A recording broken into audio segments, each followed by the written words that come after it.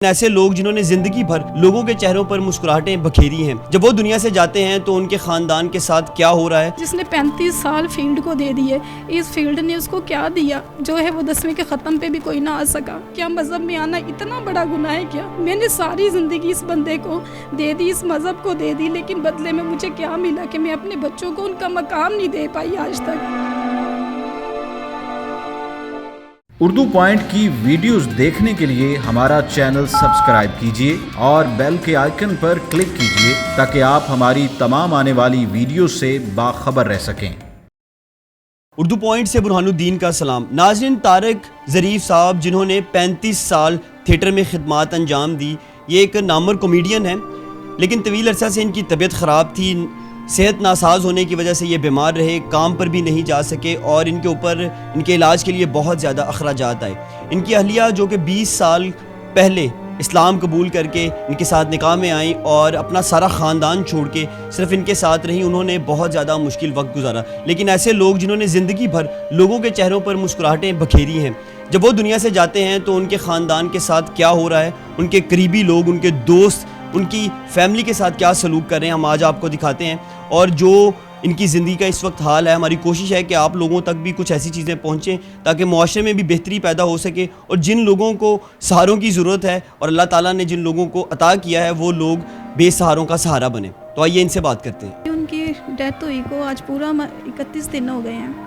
زندگی پہلے بھی بہت مشکلوں میں تھی، لیکن وہ میرے سر کا سائیں تھا، وہ میرے گھر کا سربراہ تھا، تو مجھے کوئی پرابلم نہیں ہوتی تھی۔ میں جاب پہ جاتی تھی، کام کرتی تھی، تو وہ گھر میں ہوتے تھے۔ تو اب وہ نہیں ہیں تو میں بہت مشکلوں میں ہوں۔ طارق ظریف صاحب کے ساتھ ہوا کیا ہے؟ ان کو استما کا مسئلہ تھا، اس سے پہلے انہیں وہ ٹی بی کا مسئلہ تھا، تو وہ گائے بگائے جاتے تھے، گلاب دیوی ایڈمٹ ہوتے تھے، سب کو پتہ ہے کہ وہاں پہ ایڈمٹ ہوتے تھے وہ۔ پھر انہیں استما کا مسئلہ بن گیا، اس میں بھی وہ ان کا علاج وہ چل رہا تھا۔ تو بس اسی طرح سے ہی تھا۔ کبھی بعض اوقات ایسا بھی ہوتا تھا کہ میڈیسن کے پیسے نہیں ہوتے تھے، تو ان کا ایک بھائی تھا، وہ اس کو تھوڑی بہت ہیلپ تھا وہ کرتا، یا میں تھی، بس ہم 2 ہی لوگ تھے جو اس کے ساتھ ہم چل رہے تھے۔ ان کا جو علاج معالجہ تھا، گھر کا خرچ تھا، بچوں کے اخراجات تھے، تعلیم کے، خوراک کے، تو آپ یہ سارے معاملات کیسے مینیج کرتی ہیں؟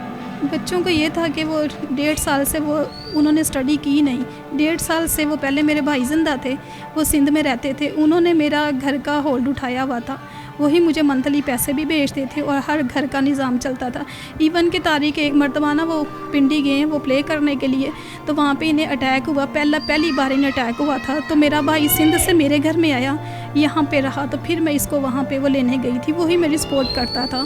لیکن چونکہ ابھی وہ نہیں ہے تو میں بہت مشکلوں میں ہوں۔ بھائی یہ جو گھر ہے میرا، اس کا 6,500 کرایہ ہے، عرصہ 11 سال سے ہم ادھر ہیں۔ ہماری معلم کان بہت اچھی ہے کہ وہ میرے ساتھ کمپرومائز کر رہی ہے، لیکن آپ سے پہلے بھی کوئی اللہ والے بندے تھے جنہوں نے 3 ماہ کا میرا کرایہ دیا، تو میری تھوڑی سی مشکل حل ہوئی، لیکن 4 مہینے کا ابھی میں نے اس کا وہ کرایہ دینا، اور 6,500 کرایہ اس کا۔ اور کھانے پینے کے معاملات کیسے چل رہے ہیں؟ کھانے پینے کے معاملات ایسا ہی ہیں کہ کبھی وہ کوئی چیز بیچ دیتے ہیں، کبھی کوئی بیچ دیتے ہیں۔ ابھی تقریباً یہ سنڈے والے دن ہم نے نیلامی میں پیٹی بیچی ہے جو 4,000 کی بکی، تو اسی کے ساتھ اب تک جو ہے نا ہم اپنے گھر کا سسٹم چلا رہے ہیں۔ طارق صاحب 35 سال دیگر آرٹسٹوں کے ساتھ کام کرتے ہیں، ان میں سے بہت بڑے بڑے نام بھی ہیں۔ جب طارق صاحب نے وفات پائی ہے تو کون کون آیا آپ کے ساتھ افسوس کرنے؟ ان کی آخری رسومات میں کون کون نامور لوگ شامل ہوئے؟ بھائی جب اس کی ڈیتھ ہوئی ہے ہاسپٹل میں، تو اس کے گھر والے اسے اپنے ساتھ لے گئے ہیں، یعنی کہ اپنے آبائی گھر میں وہ لے گئے جہاں وہ رہتے تھے۔ تو ادھر انہوں نے مجھ سے پیسے مانگے ہیں، تو انہوں نے کہا حصہ دو۔ اب آپ مجھے بتائیں، حصہ کس چیز کا؟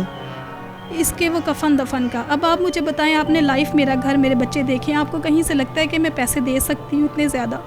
میں نے انہیں جو ہے وہ منع کیا کہ بھائی میرا تو کمانے والا چلا گیا، میرا سہارا چلا گیا، میں تمہیں پیسے کہاں سے دوں؟ اور رہی اس کے ملنے والوں کی بات کہ کون کون آیا، تو اخبار میں آیا تھا ان کے دوست آئے تھے کچھ، لیکن وہ بھی صرف وہاں تک آئے۔ اس کے بعد جب میں نے 10ویں کا ختم دلایا تو آپ یقین کریں کہ دریاں بالکل خالی تھی اور صرف 4 بندے اس کے اوپر بیٹھے ہوئے تھے۔ تو مجھے اتنا دکھ ہوا کہ جس نے 35 سال فیلڈ کو دے دیے، اس فیلڈ نے اس کو کیا دیا کہ اس کی جو ہے وہ 10ویں کے ختم پہ بھی کوئی نہ آ سکا۔ ناظرین، میں آپ کو اپنی اس بہن کی ایک اور بڑی دلچسپ بات ہے جو میں آپ کے ساتھ شیئر کرنا چاہتا ہوں۔ 20 سال قبل جب انہوں نے مشہور آرٹسٹ طارق ظریف کے ساتھ شادی کی ہے، تو اس وقت یہ مسیحی تھیں. انہوں نے اسلام قبول کیا اور شادی کی. سندھ کی رہنے والی تھی اور اس کے بعد یہ لاہور کے اندر شفٹ ہو گئیں. مجھے یہ بتائیے گا کہ وہ کون سے لوگ ہیں جو آج بہت بڑے اداکار ہیں اور طارق ظریف صاحب جن کے ساتھ اٹھتے بیٹھتے تھے, اپنا جو زندگی کا قیمتی وقت ہے, جو راتیں ہیں ان کے ساتھ بیٹھ کے گپوں میں گزارتے تھے. ان کو جانتے ہیں وہ سخی, وہ جو ہے سخاوت ناز جو ہیں بھائی, وہ بھی ان کے لنگوٹیا یار تھے. طارق ڈیڈی, سردار بھائی, ان کے ساتھ ان کا کافی ٹائم گزرا ہے. اور وہ جو ہیں وہ شفقت چیمہ, ان کے ساتھ تو طارق ان کے پاس کافی ٹائم جا کے بیٹھتا تھا. تو یہ ایسے لوگ ہیں کہ جو کہ بہت فیمس ہیں, لیکن انہوں نے یقین کریں افسوس تک کا فون نہیں کیا. امان اللہ صاحب کا ایک بیٹا ہے, میں اس کو نہیں جانتی, بٹ اس نے نمبر لیا فیس بک سے میرے ہسبینڈ کا, اور جب اس نے مجھے کال کی تو مجھے اتنا مطلب کہ وہ فیل ہوا کہ کوئی ہمارا بھی ہے اس کی فیلڈ میں سے کسی کو دکھ ہے کہ کسی نے افسوس کیا. حالانکہ میں تو اس بچے کو جانتی بھی نہیں, وہ کون ہے مجھے نہیں پتہ. اس نے صرف اپنا تعارف کروایا. تو اس کے جو باقی جو دوست ہیں وہ تو ہم سے. ایسا شخص ہو جنہوں نے طارق ظریف صاحب کی وفات کے بعد گھر آ کے افسوس کیا ہو, آپ کی کوئی مالی امداد کرنے کی کوشش کی ہو, جو آپ کے مسائل ہیں اس کو ختم کرنے کے لیے کچھ سہارا دیا ہو آپ کو؟ ہاں جی, اس کا ایک شاگرد ہے وہ سلیم پنچھی, مجھے نہیں پتا اس نے اپنے سے یا کسی سے, لیکن اس بچے نے میرے لیے وہ علاقوں ہیں. اس وقت میں جس موڑ پہ ہوں نا, میرے لیے ایک روپیہ بہت قیمتی ہے. اس بچے نے 9ویں دن آ کے میرے بیٹے کو فون کیا اور گھر کے باہر دروازے میں بلا کے اس نے جو ہے وہ 4,500 روپے دیا اور اپنی بیوی بچوں کے ساتھ آیا, میرے دکھ میں شامل ہوا. تو مجھے بہت اچھا فیل ہوا کہ میرا اپنا بھی کوئی ہے. چلو سسرال والے نہیں ہیں تو ان میں سے تو کوئی ہے نا کہ جو میرے پاس آیا ہے, کیونکہ اس وقت ہم اتنے نازک موڑ پہ ہیں کہ ہمیں سہارے کی ضرورت تھی. میرے جو بچے ہیں وہ ٹوٹ چکے ہیں, ان کا دل تھا کہ ہمارے چچا تایا کوئی ہوتا جو ہمارے سر پہ ہاتھ رکھا, کسی نے بھی ہمارے سر پہ ہاتھ نہیں رکھا. آپ کے میکے اور سسرال والے ہیں کدھر سارے؟ میں تو نا سندھ سے بلونگ کرتی ہوں. میرے ابو نہیں ہیں, بھائی بھی نہیں ہے. میرے بھائی کی 1.5 سال پہلے ڈیتھ ہوئی ہے, وہ میں نے آپ کو بتایا کہ جس نے میرے گھر کا خرچہ اٹھایا تھا. تو باقی میری وہاں پہ وہ سسٹر رہتی ہیں اور ان کی پوری فیملی, ان کے بچوں کی شادیاں وغیرہ ہو چکی ہیں. یہ 10ویں کا ختم جو ہے یہ میری سسٹر نے دلایا تھا, میرے پاس تو کچھ نہیں تھا. انہوں نے سندھ سے آ کے یہاں پہ ختم دلا کے گئی تھی کہ میرے بچوں کو دل کا سکون ہو کہ ہم نے اپنے باپ کا ختم دلایا. اور رہی سسرال والوں کی بات, تو وہ جو میرا ایک دیور ہے, آپ یقین کریں اس نے میرے نا بیٹے کو کہا کہ تمہارے دکھ سے تمہارا باپ مر گیا. آپ مجھے یہ بتاؤ کون سا ایسا چاچو یا تایا ہے جو بچے کے ساتھ اس طرح کہے گا. میرا بچہ اس وقت اتنا کہ ٹوٹ گیا تھا کہ میں آپ کو بتا نہیں سکتی. میں کیسے ان لوگوں کو معاف کر دوں. یہ لوگ سب یہاں پہ رہتے ہیں, سلطان پورہ میں رہتے ہیں اسٹیشن کے پاس. اور جب اس کو وہاں پہ دفنا کے آئے ہیں گجرانوالا میں, تو انہوں نے آ کے ہمیں کہا کہ ہم لوگ تم سے کوئی رشتہ نہیں رکھنا چاہتے, لہٰذا ہمارے گھر میں نہ آنا. ابھی بھی ان لوگوں نے میری ضد کے ساتھ پوسٹ ڈالی ہے کہ طارق ظریف کے چیلم کا ختم ان کی رہائش گاہ پہ. مجھے بتاؤ ان کی رہائش گاہ کیسے بنتا ہے؟ جب وہ بندہ رہتا میرے پاس تھا, پھر اس کی رہائش گاہ کیسے ان کی بنتا ہے؟ لیکن کوئی بات نہیں, اللہ بہت بڑا ہے, اللہ انصاف کرنے والا ہے. اور انہوں نے تو ہمیں وہ 40ویں پہ بھی نہیں بلایا. ذرا مجھے ایک بہت بڑی اہم چیز ہے جو میں آپ سے پوچھنے لگوں. آپ مسیحی تھیں, آپ نے اسلام قبول کیا, طارق ظریف صاحب کے ساتھ نکاح کیا. کیا یہی وجہ تھی جس کی وجہ سے آپ کے سسرال کی اور آپ کی بنتی نہیں تھی؟ ہاں جی بھائی, پہلے دن سے لے کر آج تک ان لوگوں نے ہمیشہ مجھے چوڑی کے نام سے ہی بلایا ہے. یہ لوگ یہی کہتے ہیں کہ اس کے جو بچے ہیں وہ کالے ہیں, ہم میں نہیں ملتے. مجھے یہ بتاؤ کیا مذہب میں آنا اتنا بڑا گناہ ہے کیا؟ میں نے ساری زندگی اس بندے کو دے دی, اس مذہب کو دے دی, لیکن بدلے میں مجھے کیا ملا کہ میں اپنے بچوں کو ان کا مقام نہیں دے پائی آج تک. کہ آج ان کا باپ مر گیا ہے, کسی نے ان کے سر پہ ہاتھ نہیں رکھا. حالانکہ جو چچا تایا ہوتے ہیں ان سے باپ کی ٹھنڈک محسوس ہوتی ہے. میں آپ لوگوں کو بتا نہیں سکتی کہ میرے بچے ٹوٹ چکی ہیں, ہم بہت مشکل میں ہیں اور ہم یہاں سے نکلنا چاہتے ہیں بس. طارق ظریف صاحب دنیا سے چلے گئے ہیں, ان کے کچھ عزیز ہیں یا ان کے جاننے والے ہیں جو آپ کو غلط راستے کی طرف لانا چاہ رہے ہیں, یہ معاملہ کیا ہے؟ ہاں جی بھائی, اس کا ایک دوست ہے جو مجھے باقاعدہ دھمکیاں لگا رہا ہے کہ تو مجھے جانتی نہیں ہے میں کون ہوں. اگر میں ان لوگوں کے ساتھ ان کی طرف رجحان کرتی ہوں تو میں ٹھیک ہوں.